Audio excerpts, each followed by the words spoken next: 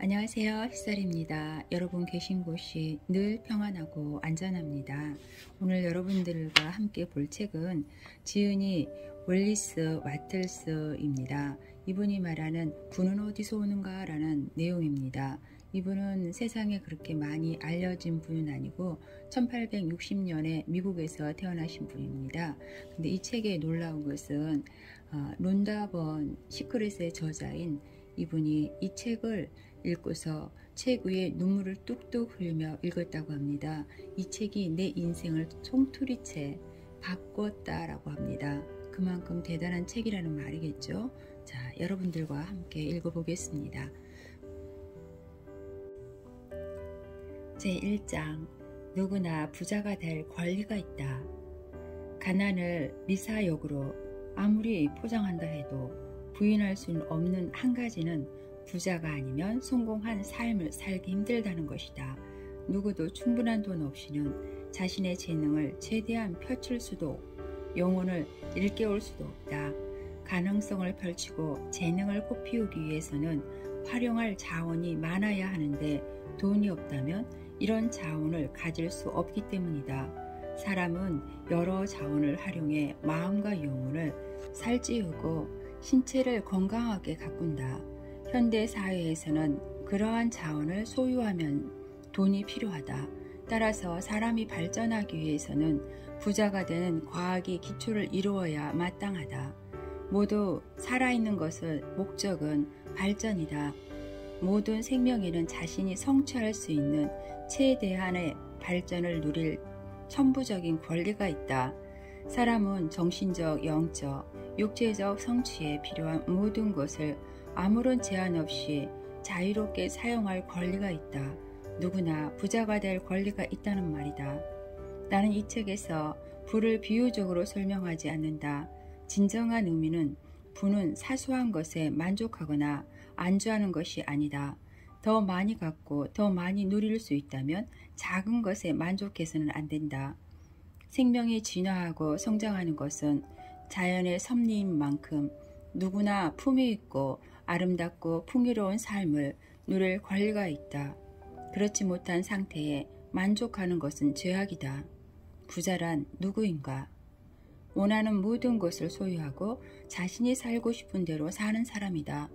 돈이 부족하면 원하는 것을 가질 수 없다.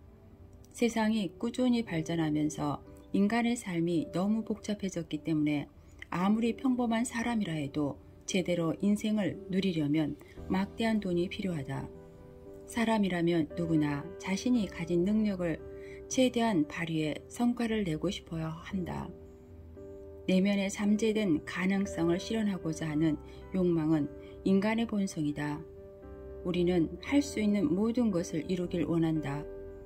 성공이란 자신이 원하는 사람이 되는 것이며 원하는 사람이 되기 위해서는 필요한 자원을 활용할 수 있어야 한다. 그 자원을 살 수 있을 만큼 부자여만 자유롭게 그것을 활용할 수 있다. 따라서 부자가 되는 과학적 방법을 이용하는 것은 다른 어떤 지식보다 중요하다. 부자가 되고자 하는 것은 조금도 잘못된 일이 아니다. 부유해지고 싶은 마음은 더 풍족하고 충만한 삶에 대한 열망이므로 오히려 칭찬받아 마땅하다. 풍족하게 살기를 바라지 않는 사람이 비정상적이다. 원하는 것을 모두 살 수 있을 만큼 충분한 돈을 바라지 않는 사람이야말로 정상이 아니다. 우리는 몸, 마음, 영혼의 만족이라는 삶의 세 가지 동기를 위해 살아간다. 이 세 가지 사이에 더 우월한 건 없다. 모두 똑같이 중요하다. 몸과 마음, 영혼 가운데 어느 하나라도 충만하게 채워지지 않는다면 나머지 역시 온전할 수 없다. 마음과 영혼은 돌보지 않은 채 몸만 가꾸며 사는 것이 어떤 끔찍한 결과를 초래하는지 우리는 잘 알고 있다. 진정한 삶이란 몸과 마음과 영혼을 통해 가능한 많은 것을 완벽하게 실현하는 것이라는 사실도 안다. 어떤 말로 둘러댄다 해도 육체가 제 기능을 다하지 못하면 진정으로 행복을 느끼거나 만족하며 살 수 없다. 마음과 영혼이 온전히 기능하지 못할 때도 마찬가지다. 가능성을 제대로 실현하지 못하거나 능력을 완전히 발휘하지 못하면 욕망이 충족되지 않는다. 욕망은 가능성을 구체적 성과로 실현할 때 충족되기 때문이다. 좋은 음식, 편안한 옷, 안락한 주거지가 없거나 과도한 노동에서 벗어나지 못하면 육체적으로 충만한 삶을 살 수 없다. 적절한 휴식과 흥미로운 취미 역시 우리 몸에 꼭 필요하다. 책을 읽고 그 내용을 탐구할 시간이 없거나 여행이나 관찰할 기회, 다른 사람과 지적인 교류가 없다면 정신적으로 풍요로운 삶을 살 수 없다. 정신적으로 풍요롭게 살고 싶다면 지적 호기심을 채워주는 취미를 즐겨야 하며 주변에 감상하고 즐길 수 있는 예술품과 아름다운 대상이 있어야 한다. 영원히 충만한 삶을 살고 싶다면 사랑을 하며 살아야 하는데 가난하면 사랑을 제대로 표현하기 어렵다. 사람은 사랑하는 이에게 베풀 때 최고의 행복을 느낀다. 뭔가를 주는 행위는 가장 자연스럽고 무의식적인 사랑의 표현이다. 줄 것이 없는 사람은 배우자나 부모로서 사회인이자 한 인간으로서 자기 역할을 다할 수 없다. 신체적으로 만족스럽고 마음을 풍요롭게 발전시키며 충만하게 영혼을 가꾸려면 물질적 자원이 있어야 한다. 그러니 우리에게 가장 중요한 일은 부자가 되는 것이다. 부자가 되고 싶다고 간절히 바라는 마음은 전적으로 옳다. 남녀를 불문하고 정상적인 사람이라면 누구나 부자가 되길 원한다. 부자가 되는 법에는 온 관심을 쏟는 것은 너무나 당연하다. 부자가 되는 과학적 방법을 배우는 것은 가장 필요한 공부이기 때문이다. 자신의 삶을 가능한 충만하게 사는 것이야말로 신과 인류에게 최대한 봉사하는 길이기 때문이다. 제7장 감사의 법칙. 이제 부자가 되는 첫 단계는 당신이 원하는 바를 무형의 실체에 전달하는 것임을 알았을 것이다. 이는 분명한 사실이며 그렇게 하려면 무형의 지적 존재와 조화로운 관계를 맺어야 한다. 무형의 근원 물질과 조화로운 관계를 확보하는 것은 기본이자 매우 중요한 문제이기 때문에 이 장에서 자세히 설명하겠다. 이 지침을 잘 따른다면 당신은 신과 완전히 한마음이 될 것이다. 경쟁적 사고에 빠지는 것을 막아준다. 감사하는 마음이 있어야만 신을 바라볼 수 있으며 부의 공급량이 한정되어 있다는 잘못된 생각에 빠지지 않을 수 있다. 부가 제한되어 있다는 생각은 소망을 품을 때 치명적인 영향을 미친다. 이 세상에는 감사의 법칙이라는 것이 존재한다. 원하는 결과를 얻으려면 반드시 그 법칙을 따라야 한다. 감사의 법칙은 작용과 반작용이 항상 같은 힘으로 서로 반대 방향으로 작용한다는 자연 원리와 같다. 신에게 마음을 다해 감사를 담아 찬양하면 힘이 방출된다. 그 힘은 반드시 목표한 곳에 도달하며 그 반작용으로 원하던 것이 즉 당신에게 온다. 신을 가까이 하라. 그리하면 신도 너희를 가까이 하리라.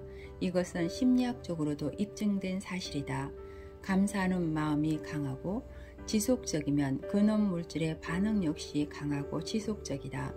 당신이 바라는 것들 역시 늘 당신을 향해 다가올 것이다. 감사하지 않으면 큰 힘을 발휘하기 어렵다. 감사하는 마음이 당신과 신을 연결해 주기 때문이다.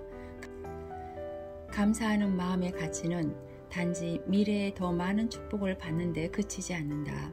감사하는 마음이 없다면 현재 처한 상황에 불만을 품지 않고 지내기가 어렵다.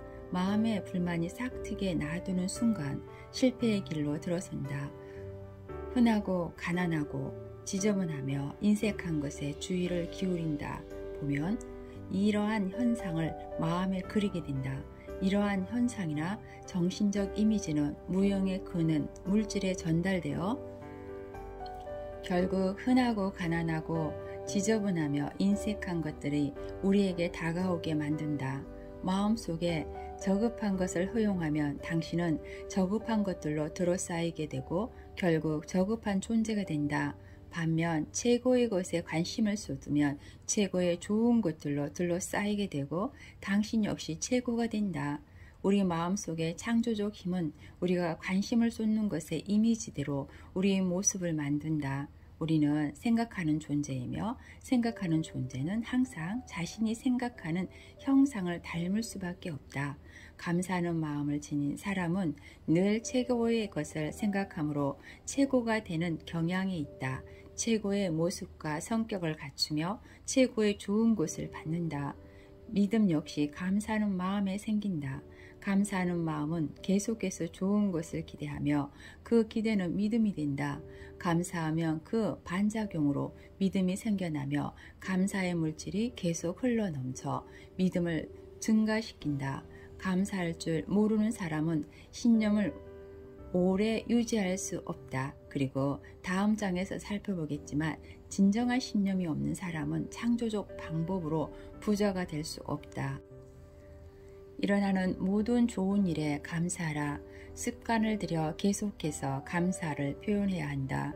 세상 모든 것이 당신의 성장에 기여하고 있으므로 존재하는 모든 것에 감사해야 한다. 재벌이나 거물, 정치인의 단점이나 허물을 이야기하느니 시간을 낭비하지 마라. 그들의 약점보다 강점이 무엇인지 살펴라. 신은 오늘날의 사회와 경제체제로 우리를 인도하기 위해 오랜 시간 매우 끈질기게 노력해왔으며 진행하고 있다. 때가 되면 신이 타락한 재벌, 거물, 산업계의 리더, 정치인들을 내칠 것이라는데 의심의 여지가 없다. 하지만 그때까지 그들 모두 필요한 존재이다. 그들 모두 부가 당신에게 오는 길을 마련하는 데 도움을 주고 있음을 기억하고 감사하라.